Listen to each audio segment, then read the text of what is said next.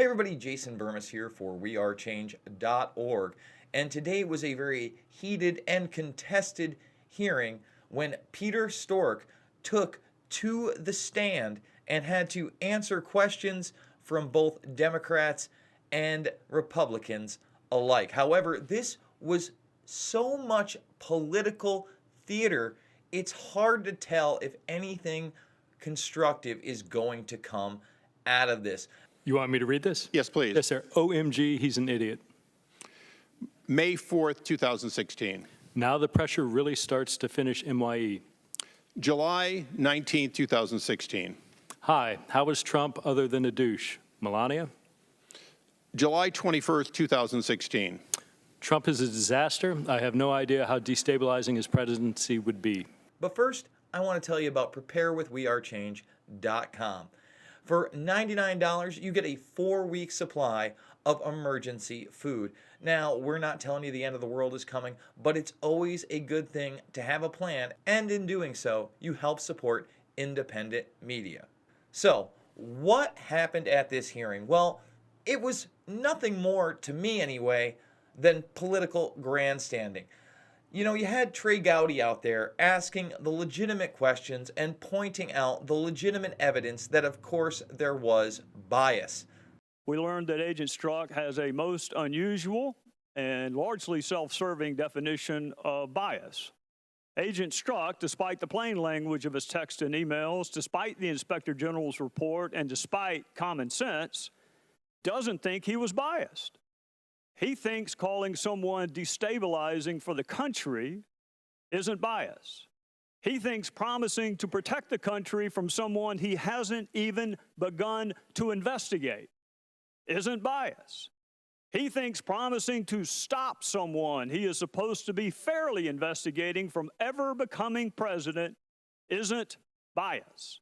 He thinks talking about an insurance policy to keep someone from becoming president isn't bias. That's for one of the folks he was investigating. He has a different set of rules for others that he's investigating. Agent Strzok thinks saying someone he is allegedly investigating should be elected president 100 million to 0 before he ever interviews her. He doesn't think that's bias. Agent Strzok thinks pronouncing someone innocent before bothering to interview more than 30 different witnesses isn't bias. Now, if anybody took the time to actually read through the 500-plus page IG report, they would know that this was the case beyond a shadow of a doubt, and that was with really limited information, not all the information that people on this committee had. They had all of the text messages, which some people claimed hundreds of times a day he would comment about Trump in a negative manner. And of course, he did so on FBI devices during FBI time, but still claimed, of course, and in no way influenced his investigation. Of the approximately 50,000 text messages that I've seen with your personal beliefs like F Trump, stop Trump, impeach Trump, go ahead and confirm on the record that none of that occurred on an official FBI device or on official FBI time. Go ahead and do that. Sir, no, they did. Many of them did occur. Oh, they did. Okay, so 50,000, sir. So really, no, I'll give you a chance at the end. So what you really meant to say was that when you said you never crossed that bright, inviolable line, what you meant to say was, except for 50,000 times, except for hundreds of times a day where I went back and forth, expressing my personal opinions about effing Trump and stopping Trump and impeaching Trump on official FBI phones, on official FBI time. He said there was no there. You said in your text of May 18th, 2017, you concluded, quote, there is no there. What were you referring to? Sir, I said part of my concern is there might not be a there. And some of that's saying, hey, there is a reasonable chance, there is a reasonable, realistic set of things which might indicate there's nothing going on here. Okay. And when asked what he meant when he said, we'll stop him, he tried to claim it would be the American people that would have stopped Trump. That's what he meant. Of course he did. You're investigating this alleged Russian collusion with the Trump campaign. You're the lead investigator. You originated the investigation. You're the point of contact. You drafted the document. And here you are before you've interviewed a single solitary witness saying F Trump. Then that same day, your colleague, Lisa Page, wrote, maybe you're meant to protect the country from that menace.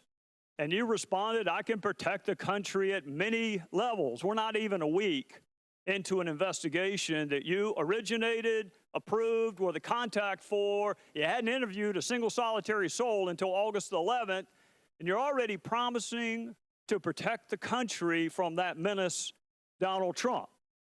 And then on August the 8th, you still hadn't interviewed anyone. You're 8 days into your Russian collusion with the Trump campaign investigation, and you got another text from your colleague, Lisa Page. Trump's not ever going to become president, right? Right? And you replied, no. No, he's not. We'll stop it. By the time you promised to stop him from becoming president on August the 8th, how many interviews had you conducted? Mr. Gowdy, so two answers to that. One, with regard to how many interviews had or had not been conducted, I've been directed by counsel for the FBI not to answer that question. That text was written late at night in shorthand. I don't care when it was written. I don't care whether it was longhand, cursive. I don't care about any of that. I want to know what it meant, Agent Strzok. It would be his candidacy for the presidency, and my sense that the American population would not vote him into office. Right, right. Well, we hadn't gotten to the will yet. Well, I'm trying to cut to the chase and explain the text. The will is the American people. Is that right? That's your testimony. The will stop it. You were speaking on behalf of the American people. Is that correct? Mr. Gowdy, what my testimony is, and what I said during extensive asking of this question during my prior interview is, I don't recall writing that text. Are you denying writing the text? What I can tell you is that text in no way suggested that I or the FBI would take any action to influence the candidacy of Agent Strzok, that is a fantastic answer to a question nobody asked. Now, on the other end of the spectrum, many of the Democrats took the time to point out all of these indictments and all of these people who have pled guilty. In fact, Cummins actually had pictures of the people that pled guilty to some charge. Let me underscore, these are not allegations. These are admissions. President Trump's national security advisor admitted that he committed these crimes, and he is now cooperating with the special counsel. There's only one problem. None of it had to do with Russia. And even Strzok himself had to admit this. How many indictments have there been other than America electing How many indictments have there been of Americans for collusion with Russia? Sir, I couldn't answer that question. Sure you could. Well, when you worked on the investigation. When you say that, first, you know full well, sir, collusion is not a crime. I don't know where that term came from, but well, you're right. It's not. It's not conspiracy, coordination, collusion. A lot of people use those words in the same way. How about we say conspiracy? Sure. How many Americans have been indicted for conspiring with Russia to impact the 2016 election? None, to my knowledge. Yet. Now, several times throughout the day, Weiner's laptop was brought up. But of course, Strzok said it was much more important to investigate the Russians if they were, quote unquote, influencing our elections. The Inspector General's report criticized your political text messages and raised concern that your political views may have impacted your decision in the summer and fall of 2016 to prioritize the Trump-Russia investigation over the reopening of the Clinton email investigation. But more importantly, you described during your interview that you believed Russia's attempts to interfere with our election pose a grave threat to our national security. You stated, and I quote, "I cannot think of a more grave allegation of the counterintelligence division, or let alone the nation, than that a hostile foreign power was seeking to clandestinely influence our presidential election." You remember saying that? I do. He also said that your explanation for how you handled the Anthony Weiner laptop, you delayed, you didn't take action initially.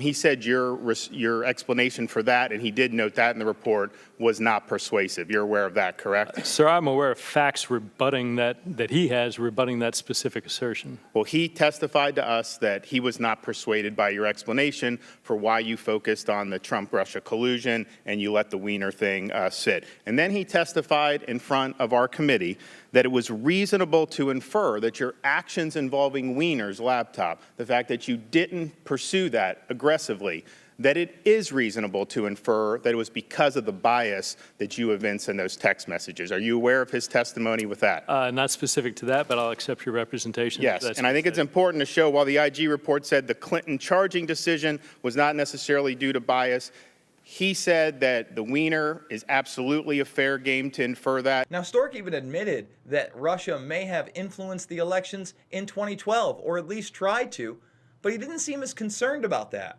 Did they attempt to interfere in the 2012 elections? I'm certain they did, yes. Yeah. So do you recall when President Obama telling Russian President Medvedev that he would have more flexibility to negotiate on issues like missile defense after the 2012 election? I don't remember that, sir, no. He said that in a hot mic. Why wasn't that investigated?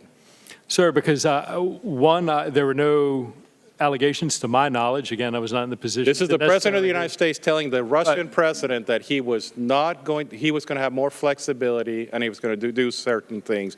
Do you recall during the debates when President Obama objected to candidate Romney that the 1980s are now calling to ask for their foreign policy book, the Cold War is over? Do you remember that? I don't, but I believe Okay, so you were not interested in Russian interference with our elections in 2012, but you were interested in Russian interference in 2016.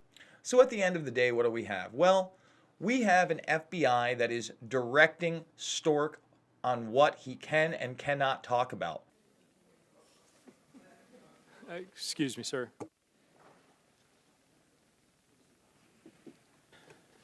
I can maybe make it simpler. Agent Strzok, was it the dossier? Sir, what I am authorized to tell you, in response to a question, did you receive any documents from Bruce Orr, the FBI has directed me that I may say, not me, the FBI received documents and material from Mr. Orr. So when these hearings are over, we'll have Trey Gowdy and others who asked valid questions. And then we'll have the Democratic rebuttals of indictments that are going forward and guilty pleas, even though they have nothing to do with Russia. They won't look into the real issue that this isn't about Republicans and Democrats. This really is about a deep state who began surveillance on a president while he was running for office. Now, again, I'm no Trump supporter, but given the evidence that we have before us, it's hard to deny that this is actually the case. As always, if you like this video, please share it on social media. Hit that subscribe button. Make sure notifications are on. And folks, be the change you want to see in the world.